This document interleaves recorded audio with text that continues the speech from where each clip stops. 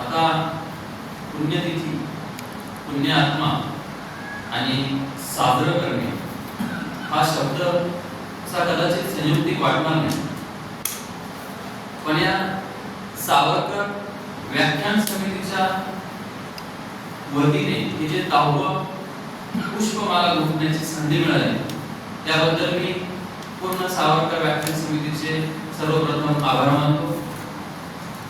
या प्रसंगी ज्यांनी अतिशय सुंदर पद्धतीने आपल्याला सावरकरांच्या साहित्यातील देशभक्तीपर जे कविता असतील, गीत असतील ती सादर करणारे अतिशय उत्साही करून, त्याचबरोबर गणेश जाधव सर ज्यांनी प्रास्ताविक केलं ते प्राध्यापक निरंजन गायकवाड सर, यापूर्वी ज्यांनी या ठिकाणी सावरकरांचे विचार मांडलेले आहेत ते प्राध्यापक दीपक जाधव सर, त्याचबरोबर प्राध्यापक महेश होळकर सर, तसे सर्वच या ठिकाणी अतिशय विचारित तज्ञ अशी मंडळी समोर बसलेली आहे।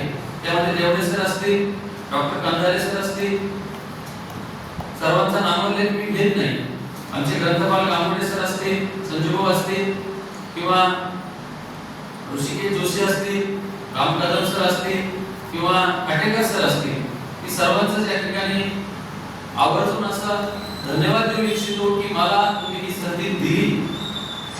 आता तसं पाहिलं तर आज मराठी भाषेचा गौरव दिन आपण साजरा करत आहोत आणि काल 26 फेब्रुवारी महाशिवरात्र आणि एका स्वातंत्र्यवीराची पुण्यतिथी म्हणजे एका पुण्यात्माची आपण त्या ठिकाणी पुण्यतिथी हा योगायोग समजावा की मला असं वाटतं एक चमत्कार किंबहुना एक परमेश्वरी अवतार, कारण निसर्गाने किंवा नियतीने अशा व्यक्तींना यासाठी पाठवलेलं असतं की त्यांच्या हातून या समाजाची सेवा घडावी, या देशाची सेवा घडावी आणि या देशाच्या उभारणीसाठी, या मातृभूमीच्या स्वातंत्र्यासाठी ज्यांनी अखंड परिश्रम घेतले ते असे स्वातंत्र्य सेनानी। कारण वास्तविकात सांगितलं की ते एक कवी होते, ते इतिहासकार होते, ते हिंदू भाष्यकार होते किंवा गतकाळातील ज्या घटना असतील त्या घटनांचा क्रम लावून त्यांनी जे आपल्याला स्फूर्तिदायक अशी ग्रंथ निर्मिती केली, असे ते ग्रंथ निर्माते असतील किंवा प्रखर क्रांतिकारक असतील किंवा आग्रही समाज सुधारक असतील आणि त्या आग्रहासाठी त्यांनी आपल्या जीवाचं रान केलेलं असेल, अशी कितीतरी विशेषणं मराठी व्याकरणकार असतील, विज्ञाननिष्ठ असतील, समाज सुधारक असतील, एवढे सगळे विशेषणं लावून घेणारा एकमेव आणि एकमेव स्वातंत्र्यवीर विनायक दामोदर सावरकर एवढंच एक नाव आपल्या समोर येतं की ज्यांना इतिहासामध्ये मला वाटतं अशी कुठलीही क्रांतीची ज्योत असेल किंवा क्रांतीची बीज रोवण्याची कामं असतील ही तरुणांमध्ये करण्यासाठी, देशप्रेमाचं बीज रोवण्यासाठी हा एकमेव क्रांतिकारक आहे असं मला वाटतं। आणि म्हणून मी या स्वातंत्र्यवीरांना शतशः नमन करतो। त्याचं कारण असं आहे की आपल्या देशाची जडणघडण ही कुठल्या पद्धतीने व्हावी, कशी व्हावी, देशाला स्वातंत्र्य कसं मिळालं पाहिजे आणि त्यासाठी कुठल्याही स्वार्थाची किंबहुना मी असं म्हणेन की सर्व संघ परित्याग करणारा इतिहासातील एकमेव क्रांतिकारक। आणि तुम्ही कदाचित स्वर्गीय पंतप्रधान अटल बिहारी वाजपेयी यांच्या लोकसभेमध्ये सावरकरांविषयीचे तुम्ही भाषण ऐकलं असेल। मला आवर्जून त्यांचा या ठिकाणी उल्लेख करावासा वाटतो की सावरकर याने त्याग, सावरकर याने देश, सावरकर याने समर्पण, सावरकर याने तलवार, सावरकर याने तितिक्षा, सावरकर याने तीर, सावरकर याने तिलमिलाहट, सावरकर याने देशभक्ती, एवढी सगळे विशेषणं आपल्याला फक्त सावरकरांमध्ये आहे। तुम्ही प्रत्येक शब्दाचा जर अर्थ घेतला की सावरकर याने तिलमिलाहट एवढं जरी आपण म्हटलं तरी आपल्याला त्या ठिकाणी सावरकरांनी धैर्य, कुठल्या धैर्याने त्यांनी या अखंड हिंदुस्थानाचं स्वप्न पाहिलं आणि ते पूर्ण करण्यासाठी आपलं सर्वस्व अर्पण. आता आपण सगळ्या गोष्टींचा विचार करूया की स्वातंत्र्यपूर्व काळामध्ये परिस्थिती कशी होती, आरोग्याची परिस्थिती कशी होती, इंग्रजांचा जुलूम कसा होता, अत्याचार कसा होता, अन्याय कसा होता, आणि त्या परिस्थितीमध्ये स्वातंत्र्याचा विचार करणं देखील अवघड गोष्ट होती. आणि हे शिवधनुष्य त्यांनी पेरलं, कारण त्यांचे आदर्श होते राजा शिवछत्रपती.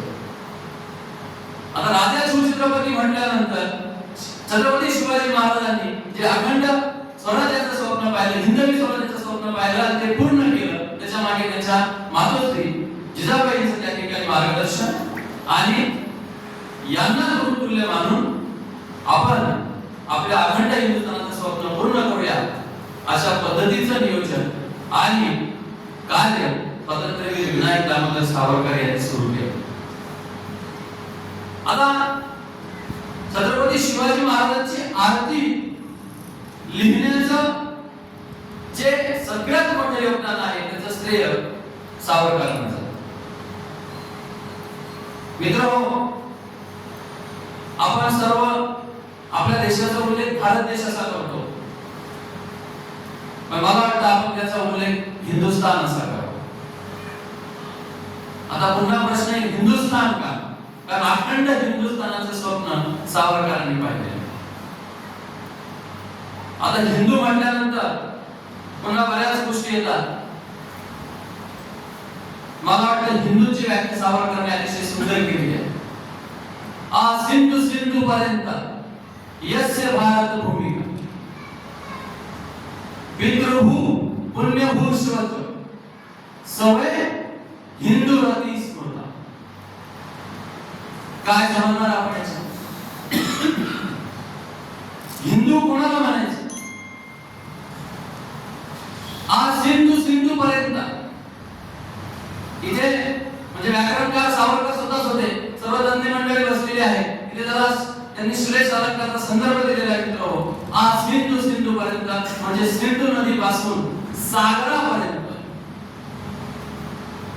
या पुण्यभूमीमध्ये, म्हणजे ही जी आपली पुण्यभूमी आहे हिच्यामध्ये पितृभू म्हणजे पितृ म्हणून, वडील म्हणून ज्यांनी या ठिकाणी जन्म घेतलेला आहे तो हिंदू.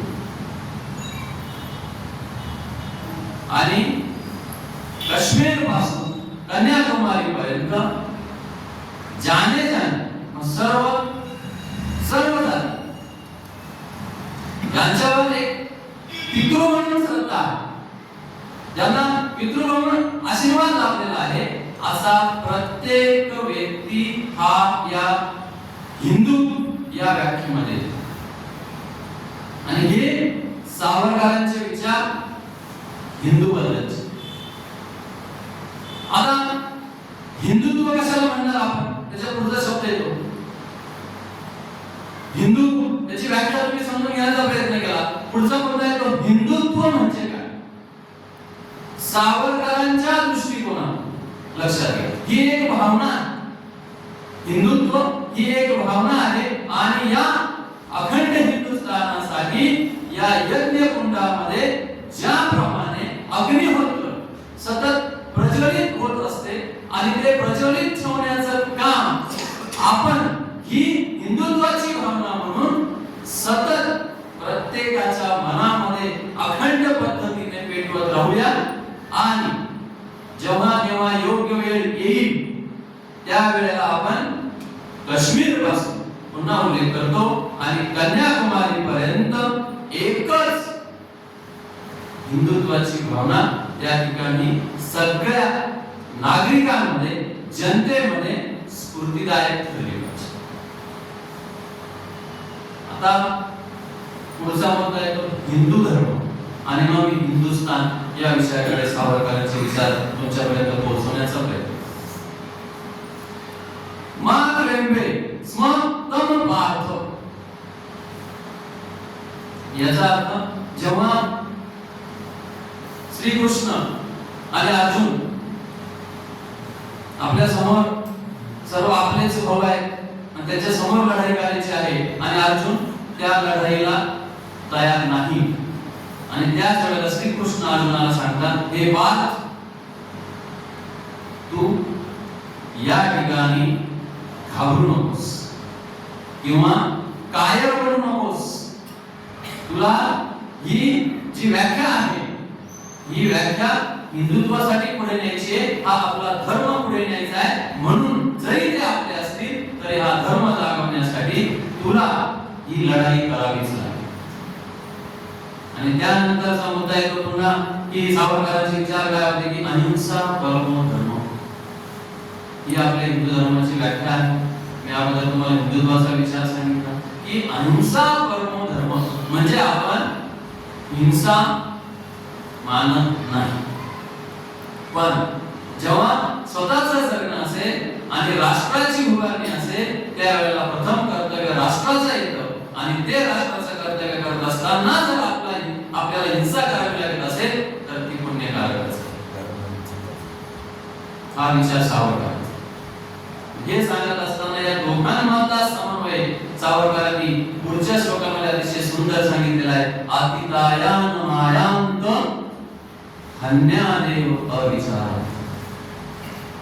म्हणजे जो आतताईपणा करून येईल म्हणजे कुठलाही विचार न करता जो आक्रमण करून येईल हन्यादे म्हणजे त्याला ठार करावे.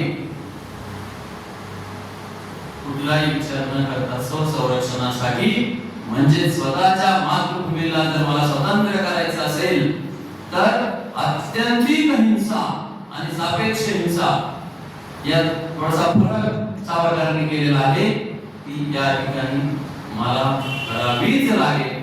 कारण जे अन्याय आणि जुलूम करत थोडासा जर विचार आपण केला, इंग्रजांचा देश इंग्लंड, तुर्कांचा देश तुर्कस्तान, जर्मनांचा देश जर्मनी, अफगाणांचा देश अफगाणिस्तान आणि हिंदूंचा देश हिंदुस्तान. हा विचार सावरकर. मग पुन्हा मुद्दा येतो की मला एक प्रसंग या ठिकाणी सांगावासा वाटतो. सावरकरांची आणि शौकत अलींची भेट मुंबईमध्ये झाली आणि त्या भेटीमध्ये सावरकरांच्या पूर्ण ज्याच्यामध्ये राष्ट्रभक्ती असेल, सर्व संघ परित्याग असेल, हाल अपेक्षा असतील या सर्वांचं त्यांनी कौतुक केलं. कोणी? शौकत अली. पण ते करत असताना त्यांनी पुढे नकारात्मकता दाखवली आणि ते वाक्य असं होतं की तुम्ही या हिंदू संघटनांचा जो प्रचार आणि प्रसार करत आहात तो थांबवा असं म्हणावं. ठीक आहे, हरकत नाही, मी थांबवायला तयार आहे, पण तुम्हाला एक करावं लागेल. म्हणजे का तुमची जी खिलाफत चळवळ आहे ती बंद करा. खिलाफत चळवळ माझा प्राण आहे. कोण म्हणते? शौकत. आणि मग हिंदू माझा काय असतो म्हणजे हे मुसलमानांना आवडलेलं नाही. तुम्ही जे जुलूम करून जबरदस्तीने ज्या पद्धतीने धर्मांतरण करून घेत आहे जोपर्यंत तुम्ही ते बंद करत नाही तोपर्यंत अखंड हिंदुस्थानाच्या हिंदूंच्या संघटना या अविरत चळवळ करत राहतात. तुम्ही त्यांनी पाहिलं त्यांचा आक्रमकपणा वाढलेला आहे सावरकरांचा, म्हणून त्यांनी विषयांतर करण्याचा प्रयत्न केला आणि विषयांतर करत असताना त्यांनी एक गोष्ट सांगितली म्हणजे सावरकर मी माझ्या दृष्टीने खूप खुजे दिसतात माझ्या पुढे, कारण सावरकरांची उंची 5 फूट 2 इंच आणि मी शौकत अली असल्यामुळे जरा धिप्पाड व्यक्तिमत्व आहे. मी जरा ठरवले तुम्हाला तर कवेत घेऊ शकतो, प्रयत्न करायला हरकत नाही सावरकर म्हणून, पण जरा इतिहास आठवा. छत्रपती शिवाजी महाराज हे पूजेच होते दिसले आणि भेट कोणाशी झाली? अफजल खानाची. आणि मग अफजल खानाचा घोटाळा कसा काढला हा विचार करा आणि मग ठरवा. त्या ठिकाणी त्यांनी माघारी घेतली, तो विषय तिथेच थांबला. आणि मुद्दा असा आहे की हिंदुस्थान हिंदुत्व हे सोडावं किंवा त्याच्यामध्ये थोडंसं सौम्यता आणावी हे प्रत्येकाला वाटतं, पण त्या ठिकाणी सावरकरांचा एक विचार असा होता की तुम्ही तुमचं तत्व म्हणजे मुसलमानत्व असेल, जर्मनत्व असेल, ख्रिश्चनत्व असेल ते जेव्हा तुम्ही सोडणार तेव्हा आमचं महत्व, कारण आमचा हिंदू धर्म हा त्या ठिकाणी सात्विक आहे आणि क्षमाशील आहे. कारण आम्हाला आमच्यावर या ठिकाणी कुणीही अन्याय केलेला आवडणार नाही, पण आम्हीही कोणत्याही गोष्टींचा स्वार्थ करून किंवा एखाद्यावर आक्रमण केल्याचा इतिहासामध्ये हिंदू संस्कृतीमध्ये भारताचं, हिंदुस्थानाचं असं एकही उदाहरण नाहीये की जिथे आपण कुठे जाऊन परकीय आक्रमण केलेलं आहे. असं एकही उदाहरण नाही. हिंदुस्थानामध्ये जे पितृभू जो शब्द वापरलेला आहे त्यांनी, हे पितृभू नसल्यामुळे कदाचित त्यांना हिंदुस्थानाबद्दलची जी जिव्हाळा, प्रेम, देशभक्ती नसल्याचे. कारण या सगळ्या गोष्टी जेव्हा येतात, एक प्रसंग त्यांचा असं पण त्यांना इंग्लंडमध्ये फिरत असताना, म्हणजे याच अनुषंगाने सांगू इच्छितो की एका स्त्रीने विचारलं की तुम्ही दर रविवारी चर्चमध्ये जाता. सावरकरांनी सांगितलं नाही, मी जात नाही. म्हणजे तुमच्या बरोबर जे स्त्री ना ते हिंदू आहे. हो, तुम्ही, मी पण हिंदू. ती स्त्री निघून गेले आणि त्यांचे स्नेह म्हणले की त्यांना वाईट वाटलं की तुम्ही त्यांना कशाला सांगितलं असं. सावरकर त्या स्नेहावर नाव सांगत नाही, प्रचंड चिडले, रागावले. जर तुम्हाला हिंदू म्हणून घ्यायची लाज वाटत असेल तर तुम्ही तुमच्या बाबाचं नाव सुद्धा लावू नका. आणि त्या इंग्रजीवाल्यांना जाऊन सांगा की तुम्ही जे सांगितलं की तुम्ही इंग्रज आहात ते सुद्धा माझ्या कानांना आवडलेलं नाही. अशा प्रकारची विचारसरणी ही स्वातंत्र्यवीर सावरकरांची अखंड हिंदुस्थानासाठी आहे. कारण या निमित्ताने एक गोष्ट सांगू इच्छितो, शौकत अली त्या ठिकाणी म्हणाले की आम्हाला 52 देश आहेत, आम्ही कुठेही जाऊ शकतो. मित्रांनो, आपल्याला एकमेव देश आहे आणि आपल्याला कुठेही जाता येणार नाही. म्हणून आपलं हिंदू संघटन हे, कारण सावरकरांचे विचार या पद्धतीचे आहे की हिंदू संघटित का होत नाही, कारण या ज्या जाती जातीतला जो भेद आहे हा मिटवण्याचं काम सर्वोत्कृष्टपणे जर कोणी केलं असेल तर ते या समाज सुधारकांनी केलेलं आहे. म्हणून ते फक्त क्रांतिकारकच करत नाही तर ते समाज सुधारक देखील आहेत आणि त्यांनी अहोरात्र यासाठी मेहनत घेतलेली आहे. प्रचंड त्या ठिकाणी प्रयत्न केले. ज्या वेळेला स्वातंत्र्यवीर सावरकर इंग्लंडमध्ये शिकायला गेले तर त्यांना बॅरिस्टर पदवी, हा जो बॅरिस्टर आहे हा बॅरिस्टर फक्त आपल्या मातृभूमीला स्वातंत्र्य करण्यासाठी इंग्लंड. ज्या बॅरिस्टरला इंग्रजांनी सनद दिली नाही. का सनद दिली नाही? तुमच्या ते लक्षात येईल की ज्या वेळेला अभिनव भारत या संघटनेचे मित्रमेळाचं रूपामध्ये तुम्हाला सगळं माहिती असेल की अभिनव भारत संघटनेमध्ये झालं. त्यांचे प्रचंड त्यांच्या क्रांतिकारी चळवळी सुरू झाल्या आणि केवळ इंग्रज जे आहे ते बंदुकीच्या जोरावर आपल्याला धरून पाहत आहे, पण आपल्याला देखील त्यासाठी काहीतरी करावं लागेल. आणि हे इंग्लंडमध्ये जाऊन जेव्हा त्यांनी त्यांच्या संघटनेची पाळंमुळं उजवायला सुरुवात केली, ही करत असताना चीन असेल किंवा अमेरिका असेल किंवा इतर कुठलेही देश असतील, इटली असेल, या सगळ्या देशांमधील क्रांतिकारक संघटनांशी त्यांनी आपले लागेबांधे वाढवायला सुरुवात केली आणि यातून खऱ्या अर्थाने आपल्या क्रांतिकारकांनी जे अमूल्य असं बलिदान या देशासाठी दिलेलं आहे ते सर्वतोपरी महान.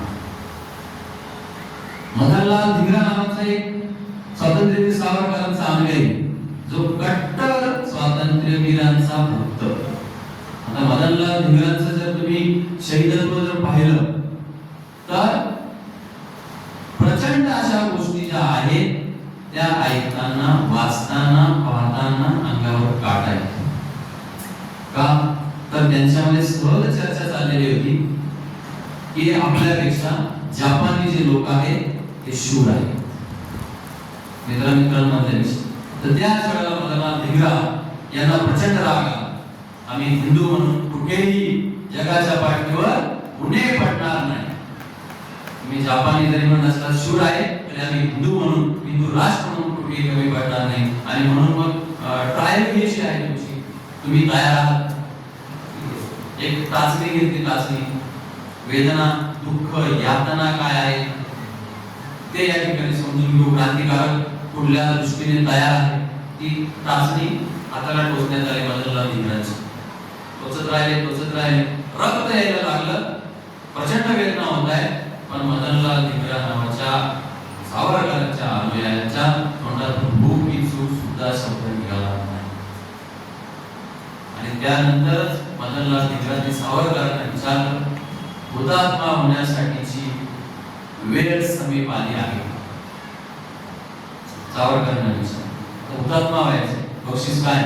शहीद व्हायचे, सगळं स्वार्थ, कुटुंब, मित्र सगळं सोडून मृत्यूला घोटाळायचं का? स्वातंत्र्य देवतेसाठी. त्यावेळेला उत्तर दिलं सावरकरांनी, जेव्हा हुतात्मा हा कृती निश्चय होतो आणि विग्रही बनतो, त्याच वेळेला त्याने समजून घ्यायचे की त्याने हुतात्मा होण्याची वेळ समीप आली, निकट आली. कृत निश्चय म्हणजे आता कृती करण्याची वेळ आली आहे. आणि त्याच्या डोक्यात होतं की इंग्रजांना जर वाटणीवर आणायचं असेल तर एका दोन दणके दिल्याशिवाय ते जमणार नाही. आणि म्हणून त्यांनी इंग्लंडमध्ये राहून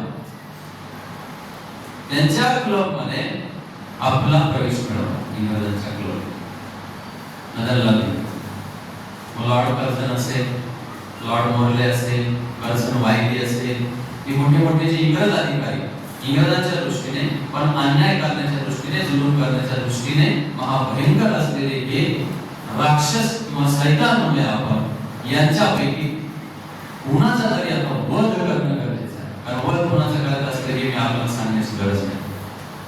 आणि त्यांनी असे 2 प्रयत्न केले, 2 प्रयत्नांमध्ये ते अपयशी ठरले. आणि तिसऱ्या वेळेला पूर्णपणे नियोजन केल्यानंतर सावरकरांनी त्यांना रिव्हॉल्वर दिलं. आणि रिव्हॉल्वर दिल्यानंतर सांगितलं की आता तो अपयशी ठरायचा नाही. त्यांचा संध्याकाळचा असोसिएशनचा एक प्रोग्राम समारंभ, त्या ठिकाणचा कार्यक्रम संपला. आणि त्यांच्या सोबत 2 व्यक्ती पण दिले की मदनलाल धिंगरांचा नीती धैर्य खचायला नको त्या ठिकाणी. आणि संध्याकाळचा ती वेळ, कार्यक्रम संपला आणि मदनलाल धिंगरा यांनी त्यांच्या जवळच्या रिव्हॉल्वरने कर्झन वायलीवर सुद्धा 2 गोळ्या मारल्या, 4 गोळ्या मारल्या. आणि त्यामध्ये एक आडवा, एक असताना एक आयरिश, त्याला पण 1 गोळी मारली. आणि त्याच ठिकाणी कर्झन वायलीचा मृत्यू झाला, वध झाला. आणि एकच भट्टर वाचली किंवा त्या ठिकाणी खूप गोंधळ झाला. त्याच क्षणाला मदनलाल धिंगरा यांना पकडण्यात आलं. जेवढे जखमी होते, धारातीर्थी म्हणता येणार नाही, त्यांचा वध झाला होता ते बाजूला केले. जे जखमी होते त्यांची डॉक्टरांनी तपासणी केली. आणि ती करत असताना पकडलेल्या मदनलाल धिंगराची देखील तपासणी केली. हृदयाचे ठोके जसेच्या तसे, ब्लड प्रेशर कुठल्याही प्रकारचा वध केल्यानंतर कर्झन वायलीचं वाढलेलं नव्हतं. एकदम स्थिर आणि शांत बुद्धीने त्यांना जेव्हा पकडण्यात आलं, एक रिव्हॉल्वर, त्यासोबत एक सुरा आणि एक जंबिया नावाचा हत्यार त्यांच्याकडून पकडण्यात आलं. म्हणजे प्लॅन क्रमांक 2ची पण तयारी होती. म्हणजे सांगण्याचा हेतू काय आहे की विनायक दामोदर सावरकर हे विवेकी आणि समतोल असे क्रांतिकारक. त्याला विवेकनिष्ठ का म्हणते की उच्च दादाईपणे करायचं आणि हिंसा करायची, पूर्णपणे नियोजन आणि त्या नियोजनामध्ये 100% सक्सेस रेशो हा झालाच पाहिजे, या पद्धतीचं त्यांचं. मदनलाल धिंगरा यांना पकडण्यात आल्यानंतर त्यांचा निषेध करण्यासाठी एक सभा भरण्यात आली की यांनी कर्झन वायलीचा या ठिकाणी खून केलेला आहे, म्हणून त्याचा आपण निषेध करूया. आणि या निषेध करण्यासाठी त्या क्रांतिकारक त्यांच्या समितीमध्ये बरेचसे सदस्य होते, धागामध्ये सगळे भारतीय पण त्यामध्ये. आणि त्यांच्या निषेधाचा ठराव मांडण्याचं त्या ठिकाणी ठरवलं. आणि या ठरावामध्ये असं वाटलं होतं की म्हणजे मदनलाल धिंगरांच्या वडिलांनी देखील सांगितलं की माझा मदनलालचा काही संबंध इंग्रजांना घाबरून. त्याच्या भावाने सांगितलं की मी त्याला ओळखतच नाही. म्हणजे अशी पलटी खाणारी पण लोक त्यावेळेला होती. कारण इंग्रजांचा जुलूम, अन्याय, अत्याचार विस्तार इतका प्रचंड होता. त्यांच्या भावाला स्टेजवरून बोलून सांगितलं की तुम्ही सांगा मला लिंगा कसा आहे, कुणी आहे, दरोडेखोर आहे, सगळ्या निगेटिव्ह गोष्टी त्या ठिकाणी मांडायला सांगितल्या. त्यांनी त्या मांडल्या आणि आता ठराव हा मदनलाल धिंगरांच्या विरोधात पास होईल 100% मतांनी असं जाणवायला लागलं. त्याच वेळेला ते ठराव पास करणार आणि हा ठराव मंजूर करण्यात येत आहे. त्याच वेळेला सावरकर म्हटले हा ठराव मला मंजूर नाही. कोण बोलतोय म्हणून सगळ्यांनी पाहिलं. मी बोलतोय. मी कोण? मी विनायक दामोदर सावरकर म्हटल्यानंतर पुन्हा त्या सभागृहामध्ये गोंधळ वाटला की आता ही सभागृह तर एक वामन निवडून देतो. कारण सावरकर नावामध्ये एवढी ताकद होती, एवढी क्षमता होती आणि त्या ठिकाणी एक व्यक्ती त्यांच्यावर पण चालून आला. एक फटका सावरकर नाही बसला, चष्मा पडला आणि अय्यर नावाचे जे यांचे सहकारी सावरकर त्याच्याकडे पुन्हा आल्यावर की त्याला पण सावरकरने सांगितलं की आपल्याला जो संदेश द्यायचा आहे तो देऊन दिला. आपल्याला धिंगरा यांनी केलेलं कृत्य हे बरोबरच आहे, हे देशासाठी केलेलं कृत्य आहे आणि अशा भावनांचा वध हा करावाच लागतो. अशा प्रकारचा विरोध त्या ठिकाणी सावरकर आणि सावरकरांचं जे मदनलाल धिंगरांचं जे प्रकटन होतं, निवेदन होतं, ते सुद्धा पोलिसांनी ताब्यात घेतलेलं होतं आणि ते प्रकटन अमेरिकेमध्ये आणि इंग्लंडमध्ये एकाच वेळेला त्यांना फाशीला जाण्यापूर्वीच प्रसिद्ध करण्याची किमया सावरकरांनी केली. काय प्रकटन होतं ते की होय मी या इंग्रज अधिकाऱ्याचा खून केलेला आहे कारण त्याने माझ्या राष्ट्रावर, माझ्या राष्ट्रातील सर्व प्रजाजनांवर जो अन्याय केलेला आहे तो मला मान्य नाही आणि हे संगिनीच्या जोरावर जे आमच्यावर जुलूम करू पाहत आहात त्याचा विरोध करण्यासाठी एक राष्ट्र म्हणून आमचं हे युद्ध अविरत सतत चालू राहील. म्हणजे एकट्या कर्जनवाईच्याच वधाने थांबेल असं नाही. ही लढाई सुरू झालेली आहे आणि ही लढाई अखंड चालू राहील. ही लढाई थांबणार नाही. अशा प्रकारचे हे अनुयायी होते हे सावरकरांचे. मग या पार्श्वभूमीवर सावरकरांच्या मागे चौकशीचा ससेवेला लागणारच. राहायचं कुठे इंग्लंडमध्ये, मग इकडून तिकडे तिकडून तिकडे बिपिनचंद्र पाल असतील त्यांच्याकडे राहिले, त्या हॉस्टेलला राहिले, तिथून पळाले, दुसरीकडे गेले आणि ही बळबळ त्यांना नकोशी वाटली. आणि म्हणून जे मगाशी आपण गीत ऐकलं नेमदशी सागरा मातृभूमीसाठी प्राण कळवळला, कारण त्या मातृभूमीसाठी प्राण कळवळत होता की आता माझ्या मातृभूमीला स्वातंत्र्य केलं पाहिजे. ही गीतांची निर्मिती ही उत्कट भावनेतून, उत्कट देशप्रेमातून निर्माण झालेली आहे. आणि या ज्या गोष्टी आहेत या सावरकरांच्या चरित्रामध्ये, चारित्र्यामध्ये आपल्याला स्पष्टपणे जाणवतील की या माणसाच्या रक्तामध्ये, नसानसामध्ये फक्त देशभक्ती, देशभक्ती, देशप्रेम, मातृभूमी, स्वातंत्र्य लक्ष्मी याच्या पलीकडे कुठलाच ध्येय नव्हता. अंदमानच्या तुरुंगाबद्दल तर तुम्हाला सगळ्याच गोष्टी माहिती आहे किंवा सावरकरांनी जी उडी मारलेली तोही प्रसंग आपल्या सगळ्यांना. अंदमानच्या तुरुंगामधले प्रसंग मला या ठिकाणी नमूद करायचे वाटतात की अंदमानला घेऊन जाण्यापूर्वी पत्नीची त्यांची भेट आली. 27 वर्ष वय सावरकरांचं. 27व्या वर्षी आपण कुठली स्वप्न पाहतो? आपल्या कुटुंबाचं व्यवस्थित झालं पाहिजे, आपलं घरदार सुखी झालं पाहिजे, एक गाडी असेल तर 2 झाले पाहिजे, एक प्लॉट असेल तर 2 झाले पाहिजे. आणि पत्नी भेटायला आली. पत्नी भेटायला आल्यानंतर अतिशय सुंदर मार्गदर्शन त्याने आपल्या पत्नीला त्या ठिकाणी केलेलं आहे. आणि ते मार्गदर्शन काय होतं की 4 काटक्या जमा करून संसार सर्वजण करा. आपण आपले जे बोलके बालके आहेत त्याचा त्याग केलेला आहे. ती आपली पिढी कुठली पण आपण जी मागची पिढी येणार आहे तिच्यासाठी आपण प्रयत्न करत आहोत आणि त्यासाठी आपल्याला जगावंच लागणार आहे. म्हणून एक जन्मठेप काय आणि 2 जन्मठेप त्याची आपल्याला पर्वा. आता 2 जन्मठेपा 50 वर्षाची शिक्षा.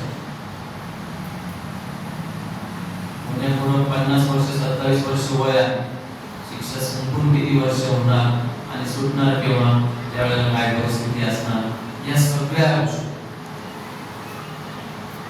त्या अंदमानामध्ये तिथलं वातावरण, त्याला काळ्या पाण्याची आपण शिक्षा म्हणतो, इतकं प्रतिकूल, तिथला जो बारी आहे त्याच्या यातना,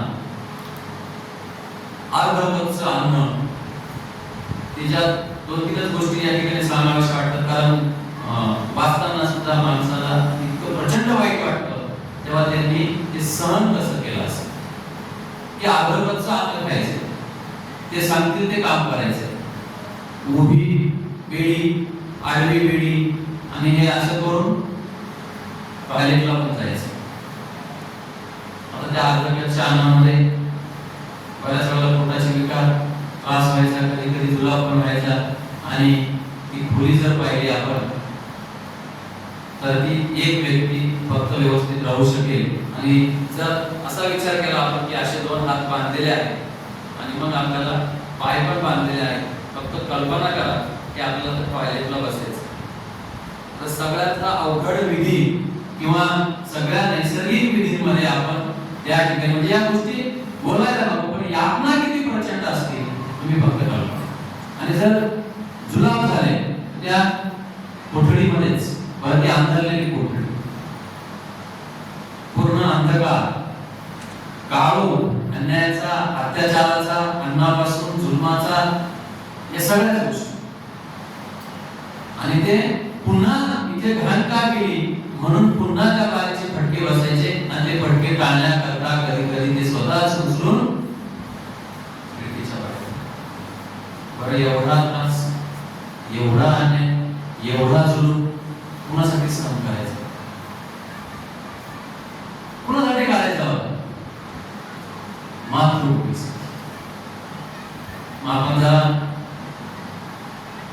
अंदमानातील त्रास, तुरुंग, सेल्युलर जेल या गोष्टी जरा आठवा, आणि आजची आपली परिस्थिती आठवा की ज्यांनी, ज्या क्रांतिकारकांनी, सावरकरांनी, त्यांच्या योगदानामुळे आपल्याला स्वातंत्र्य मिळालं आहे, आपण किती सुखासीन आयुष्य जगतो. प्रचंड यातना सर्व क्रांतिकारकांना त्या ठिकाणी झाल्या मित्र, प्रचंड. आता त्या ठिकाणचा समाज सुधारक, क्रांतिकारक, या सगळ्या गोष्टी जर सांगायचं झालं तर कदाचित सलग आपल्याला व्याख्यानांची मालिकाच ठेवावी लागेल, पण तरी तिथे सर्व प्रकारचे क्रांतिकारक होते. काहींना 10 वर्ष शिक्षा, काहींना 12 वर्ष शिक्षा, काहींना 15 वर्ष शिक्षा, काहींना जन्मठेप. आणि या क्रांतिकारकांमध्ये एक भावना अशी निर्माण होती की प्रचंड त्रास, एक वेळेला असं वाटायचं की यांना सरेंडर व्हावं किंवा आत्महत्या तरी करून घ्यावी, कारण पोटाचा त्रास होता, खायला मिळत नव्हतं, अर्धवच्च अन्न जे काही असेल ते खायचं. बरं, बऱ्याच वेळा त्यांना म्हणजे जे साथीचे आजार असतील किंवा हे मुद्दाम, आता असं म्हणणं चुकीचं ठरेल की त्या पातेल्यातलं अन्न त्यावेळेच्या क्रांतिकारकांमध्ये वाटवण्याची प्रक्रिया ही मुसलमानांनी हात लावलेला आहे. मी मुसलमान, तुम्ही अन्न खाल्लं, इथपर्यंत. सावरकरांनी एवढा त्रास सहन करून त्यांच्यामध्ये ही भावना निर्माण केली की कुठलंही अन्न खाल्ल्याने आपला धर्म वाटत नाही, तुम्ही त्यावर काय करा, कधी तुम्ही लवकर. आणि त्याच्यात काय ओम स्वाहा मंत्र म्हटला, काय झालं, शुद्ध झालं, शुद्धीकरण झालं. अशा प्रकारच्या अन्यायकारक अंधश्रद्धेच्या गोष्टी करून अपवित्र पवित्र जरी म्हटलं, तुम्ही पवित्र झाला, तुम्ही पुन्हा येईल. कधी कधी आपण लवकर जा, आपण अंधकारात त्यांना सांगा याला आम्ही हिंदूने आणलं. हा समाज सुधारणेचा भाग, अंधमानातल्या त्रासामध्ये, प्रचंड यातनेमध्ये, आणि त्यांच्यामध्ये ऊर्जा निर्माण करायची की ज्यांना ते आयुष्य आता मरणासन्न झालेलं आहे, एक दोघांनी आत्महत्या देखील केलेल्या आहेत. फक्त सावरकर कधी करतायत याच्यावर त्याचं त्यांच्यामध्ये ऊर्जा निर्माण करताना सावरकर त्यांना प्रोत्साहन सांगायचे की कितीही प्रतिकूल परिस्थिती असू द्या, कितीही यातना होऊ द्या, कितीही त्रास होऊ द्या, आपण हा त्रास आपल्या मातृभूमीसाठी, आपल्याला देशात स्वातंत्र्य मिळवण्यासाठी करत आहोत. आणि इथून पुढच्या येणाऱ्या पिढ्या कदाचित अंदमानात येतील आणि हे एक पर्यटन स्थळ मिळेल आणि कदाचित आपले पुतळे देखील या ठिकाणी होऊ शकतात. अशा प्रकारची ऊर्जा निर्माण करून त्यांना त्या नकारात्मक विचारांपासून परावृत्त करण्यासाठी आणि मित्रांनो, हे सांगायला मला या ठिकाणी मनस्वी आनंद वाटतो की सावरकरांनी बोललेला शब्द न शब्द खरा ठरला. कारण 30 डिसेंबर 1943 ला स्वातंत्र्य सैनिक आझाद हिंद सेनेचे संस्थापक सुभाषचंद्र बोस यांनी पहिला स्वतंत्राचा ध्वज पोर्ट ब्लेअर मध्ये अंदमानामध्ये फडकवलेला आहे.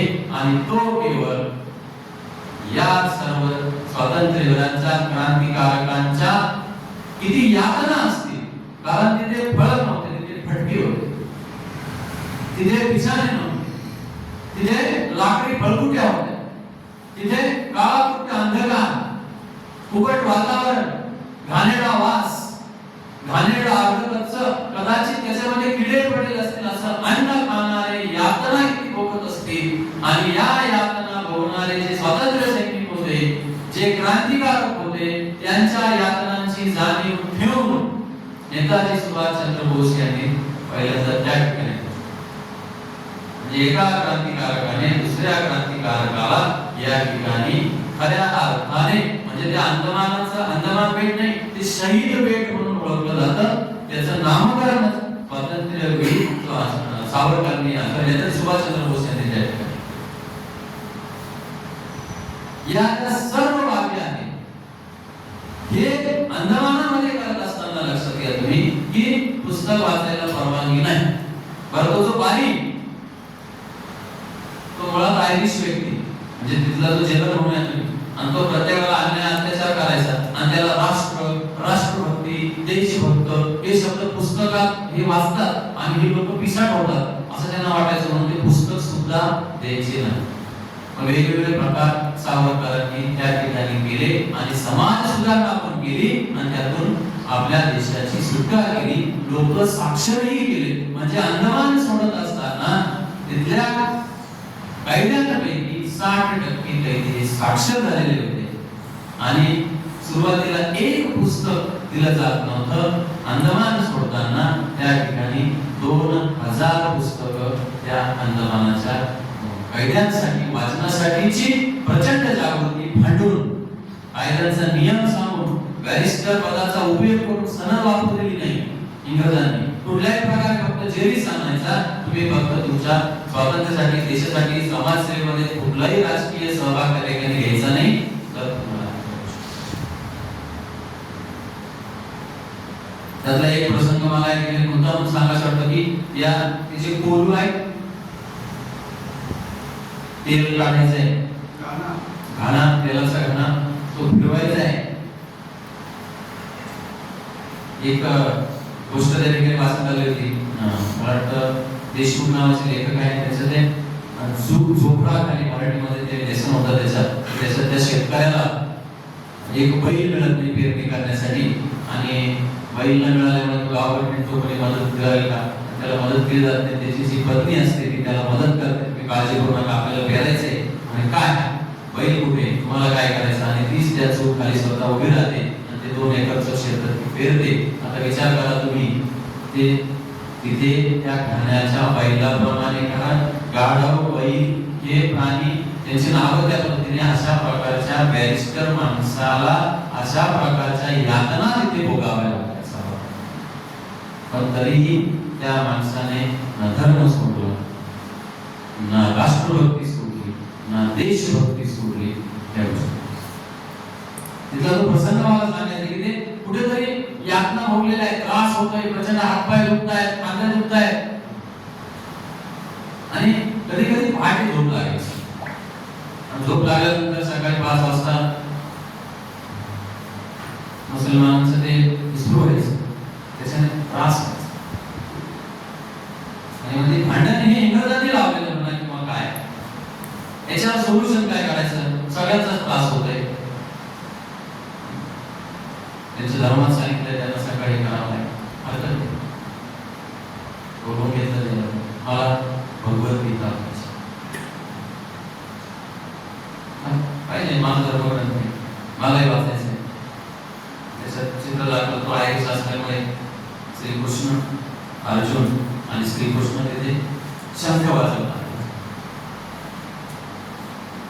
मला हे शंख लागेल काय, आमच्या धर्मात सांगितलं अंदमानाच्या अवतीभोवती सगळ्याच्याच गोष्टी आहेत. ती भगवद्गीता लगेच अवेलेबल झाली, पण हळूहळू त्यांनी ते म्हणून त्या गोष्टी केल्या आणि सगळ्यांना शंका आली. बाकीच्या कायद्यांना वाटलं की आता हा काय प्रकार आहे, सांगतो कसं जे समोर त्या पद्धतीने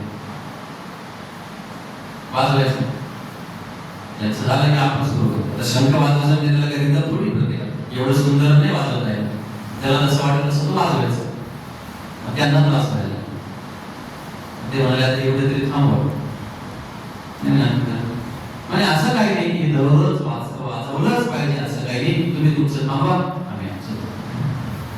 म्हणजे अशा प्रकारे समाज सुधारणा करण्याचा. आणि जेव्हा त्यांना शिक्षा घोषित करण्यात आली, नाशिकला गोकुळला तुम्ही सर्वजण गेलेच असाल असं मी गृहीत धरतो. त्या निमित्ताने फोटो पण टाकले. घर किती सुंदर आहे, त्यावेळी परिस्थिती किती होती. 25,000ची त्यांची जेवढी सगळी प्रॉपर्टी तेवढी सर्व जमा केली आणि चुलीवरचे भांडे देखील स्वयंपाक चालू असताना इंग्रजांनी जप्त करून घेतला आणि त्यांच्या वहिनीला आहे त्या वस्त्रादिशी, म्हणजे बंधू पण जेलमध्ये आहे, अंदमानामध्ये आहे, ते पण आहे आणि इकडं असते. किती कणखर असते, कारण कोणाचा संसार करायचा, स्वतःचा झालाच नाही, देशाचा, मातृभूमीचा. आणि या ज्या सगळ्या गोष्टी आहेत या आपल्यासाठी प्रेरणादायी अवश्य ठरल्या. कारण त्यांच्याकडचा जो समतोल निग्रह होता सावरकरांचा, तो या ठिकाणी वापरण्याजोगा आहे. आणि त्यांचा विचार मातृभूमीसाठीचा, स्वातंत्र्य लक्ष्मीसाठीचा आपल्याला पोचवायचा, आपल्याला तो जागृत ठेवायचा आहे. आणि प्रत्येक नागरिकामध्ये ही एकात्मतेची भावना, राष्ट्र भावना आपल्याला येते. आणि आताच काल शासनाचं परिपत्रक निघालं, छत्रपती संभाजीराजे प्रेरणादायी गीत म्हणून सावरकरांच्या एका गीताला त्या ठिकाणी आता एक साहित्यिक म्हणून सावरकरांचं ते गीत मी तुम्हाला सादर करू इच्छिणार आहे. एक साहित्यिक म्हणून, एक क्रांतिकारक म्हणून किती नियोजन, किती अभ्यास, किती त्याग, किती समर्पणाची भावना, ही आपले रोमांच त्या ठिकाणी पुलकित केल्याशिवाय राहत नाही. कारण जवळपास मराठी व्याकरणामध्ये 45 मराठी शब्दांची देणगी आपल्याला सावरकरांनी दिली. असं हे सर्व समावेशक समाज सुधारणेबरोबरच व्याकरणकार, भाषाकार, हिंदू भाष्यकार म्हणून काम सावरकरांनी केले.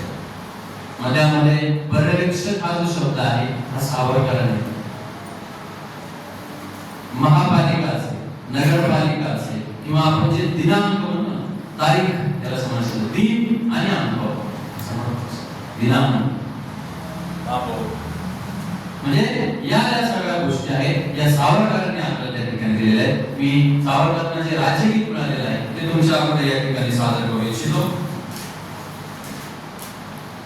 अनादिमी अनंतमी अवध्यमी भला, अनादिमी अनंतमी अवध्यमी भला, मारील रिपू जगती असा कवन जन्मला, मारील रिपू जगती असा कवन जन्मला, अट्टहास करीत जाई धर्मधारी, अट्टहास करीत जाई धर्मधारी, मृत्यूशीच गाठ घालूनी घुसेरली, मृत्यूशीच गाठ घालूनी घुसेरली, अग्निजाळी मदसीना खडक छेदितो, अग्निजाळी मदसीना खडक छेदितो, भिवूनी मला भ्याड मृत्यू पळत सुटतो, भिवूनी मला भ्याड मृत्यू पळत सुटतो, फुला रिपू दयासोय, फुला रिपू दयासोय, मृत्यूच्याच भीतीने भिवू मजसिये, मृत्यूच्याच भीतीने भिवू मजसिये, लोटी हिंस्र सिंहाच्या पंजरी मला, लोटी हिंस्र सिंहाच्या पंजरी मला,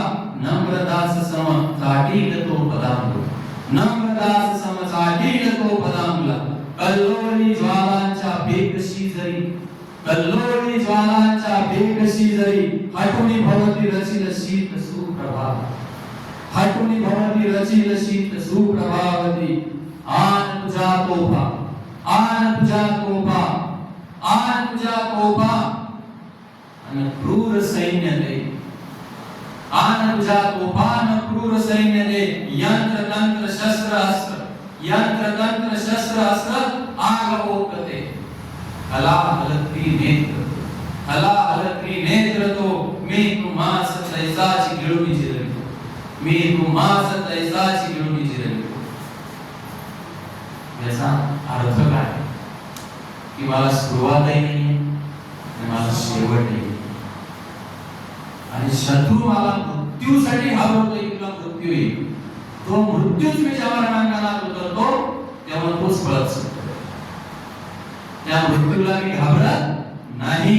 तुम्ही सिंहाच्या पंजरी म्हणजे पिंजऱ्यात मला टाका, तुम्हाला वाटेल की सिंह याचा नाश करेल, तो सिंह सुद्धा माझा पराक्रम पाहून दासासारखा नम्रपणे उभा आहे आणि माझे पाय नम्रपणे, आणि तुझ्याकडे काय अस्त्र शस्त्र तो सगळं घेऊन ये, सैन्य घेऊन ये. आला हलती मी जे तुम्हाला म्हणालो सुरुवातीलाच की पुण्यतिथी साजरी करतो. काल महाशिवरात्र होती आणि हलाहल बजावणारा भक्त महाशिव बसवून घेतलेला आहे आणि मी तुम्हाला पण त्याच्याच पद्धतीने लोळवतो. आणि हा सावरकरांच्या कवितेचा अर्थ प्रत्येकामध्ये राष्ट्रभक्तीचं तेज या ठिकाणी निर्माण केलंच पाहिजे, कारण त्यांची एक इच्छा होती, एक देश, एक देव, एक आशा, एक जाती, एक जीव, एक भाषा.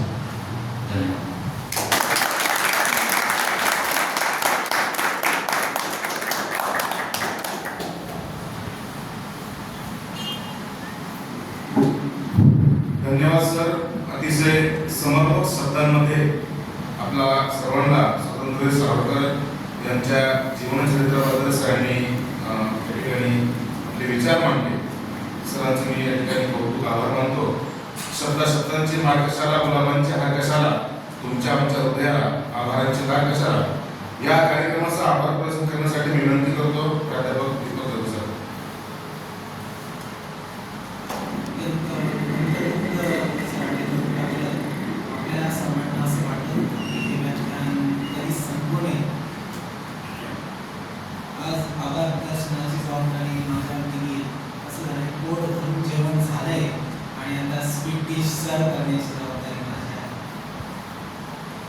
नेतृत्व, कर्तृत्व आणि दातृत्व यांच्याकडे आहे असे आपले आजचे प्रमुख व्याख्याते आदरणीय ज्योती शेलार सर यांनी अगदी सावरकरांच्या बहुआयामी व्यक्तिमत्वाचा ठाव घेण्याचा खूप छान प्रयत्न केला.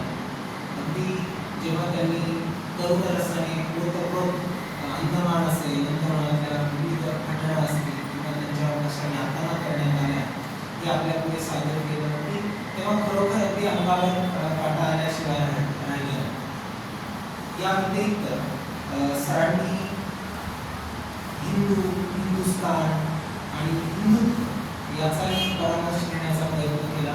बऱ्याच वेळा काय होतं, हा एक टेक्निकल विषय असल्यामुळे हिंदू, हिंदुस्तान बऱ्याच वेळा आपल्याला बाकीचा साहित्यिक सावरकर सर्वसामान्य नव्हता, परंतु हा कठीण विषय अगदी सरांनी अगदी सोप्या पद्धतीने मांडण्याचा प्रयत्न केला.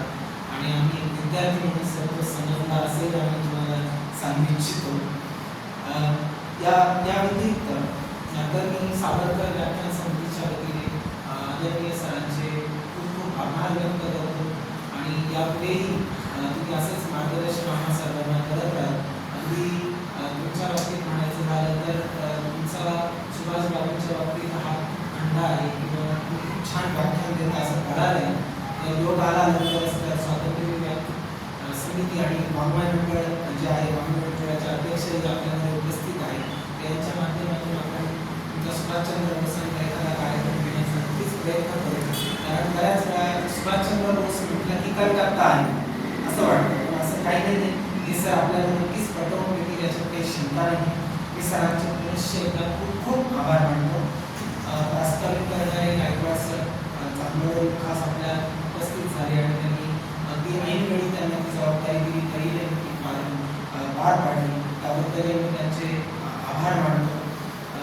वक्ता परिचय करणारे आपले सर्वांचे विद्यार्थी म्हणजे शिक्षक गणेश जाधव सर यांनी मतदार परिषदेची जबाबदारी घेतली होती. त्यांनी ती अगदी चोखपणे पार काढली. त्याबद्दल मी त्यांचे आभार मानतो. हे सगळ्यात महत्त्वाचं की शब्दाने आपण भावना जागृत करतो, परंतु संगीतानेही ते शक्य आहे. तर आजची संगीत साधना देणारे चेतन भावसार सर किंवा गौरव ढोके सर आणि त्यांना साथ देणारे सागर डोके यांनी खरोखर भरपूर वेळा मी ऐकले आहे. अमिताभ बच्चनचे खास अल्बमच आहे याच्यावर, पण तो यांचं ऐकल्यानंतर मला खरोखर असं आणि जेन्युइनली सांगतो की खरोखर तुम्ही ते आता रेकॉर्ड करून तुम्ही या जयंतीला पुण्यतिथीला म्हणजे जयंती पुण्यतिथीला तुम्ही ते टाकाल अशी तुमच्याकडनं अपेक्षा करतो. खरोखर अत्यंत कर्णमधून असं ते होतं आणि पुन्हा पुन्हा ऐकावंसं मला वाटलं. तर तुमचेही मनस्वी आभार. या व्यतिरिक्त स्वातंत्र्य दिनांवर प्रेम करणारे सर्व रसिक उपस्थित